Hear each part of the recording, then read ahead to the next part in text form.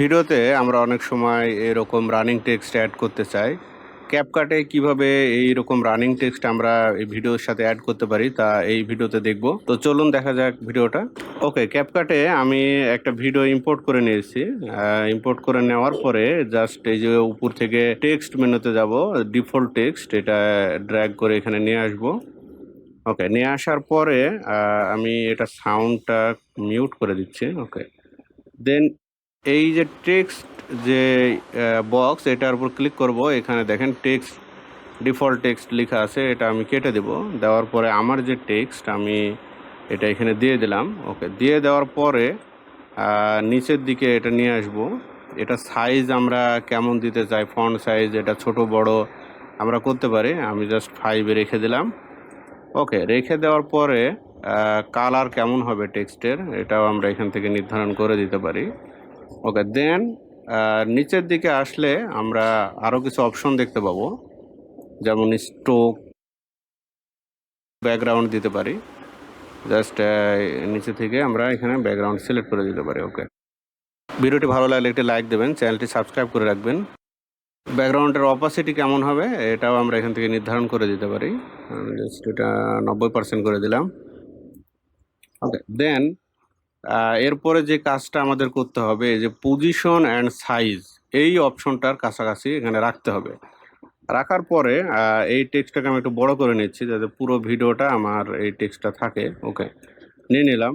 দেন এই টেক্সটটাকে আমি এইখানে সরাবো, এই প্রথমে নিয়ে আসবো, একেবারে এই প্রথমে নিয়ে আসলাম।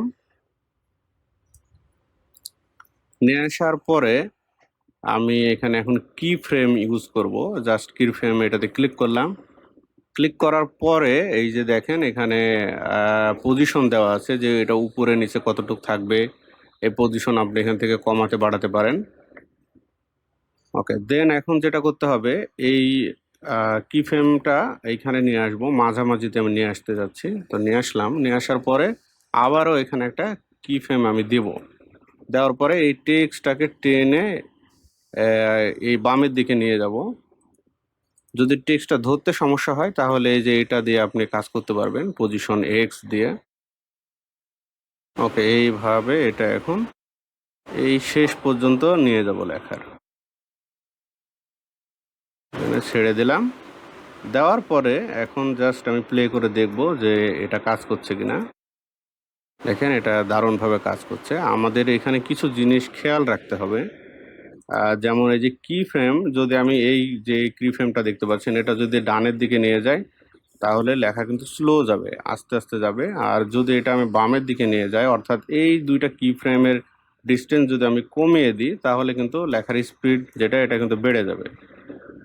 এই যে আচ্ছা, এই যে লেখাটা শেষ হয়ে গেল, এরপরেও যদি আপনি লেখা আনতে চান তাহলে আপনাকে যে কাজটা করতে হবে, যেই জায়গায় লেখাটা শেষ হয়ে গেছে দেখেন কোন জায়গায় লেখাটা শেষ হলো, এই জায়গায় লেখাটা শেষ হলো। ওকে, আমরা এর পরে আর একটা টেক্সট আনতে চাচ্ছি, তাহলে আগে এদিকে নিয়ে যাই। ভিডিওটি ভালো লাগলে একটি লাইক দেবেন, চ্যানেলটি সাবস্ক্রাইব করে রাখবেন। ওকে, এই অংশে লেখাটা শেষ হলো। দেন এখান থেকে জাস্ট এটা কপি করব।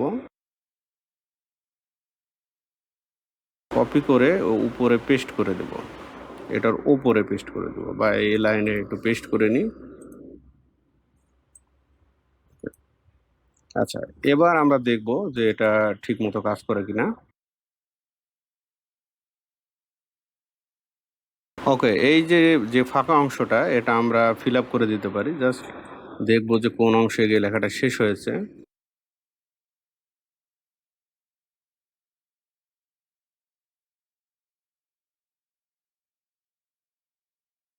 ভিডিওটি ভালো লাগলে একটি লাইক দেবেন, চ্যানেলটি সাবস্ক্রাইব করে রাখবেন। ওকে, আমাদের যে ফ্রেমওয়ার্ক এটা কিন্তু রেডি হয়ে গেছে। এখন প্লে করে দেখব।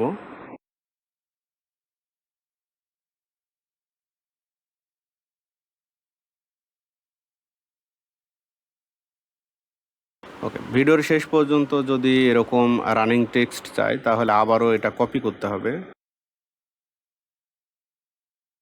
জাস্ট কপি করবেন, এটা কন্ট্রোল-সি দিয়ে কপি করবেন আর এখানে উপরে পেস্ট করে দেবেন। ভিডিওটি ভালো লাগলে একটি লাইক দেবেন, চ্যানেলটি সাবস্ক্রাইব করে রাখবেন।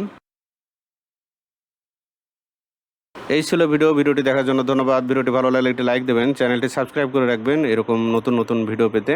ধন্যবাদ ভিডিওটি দেখার জন্য।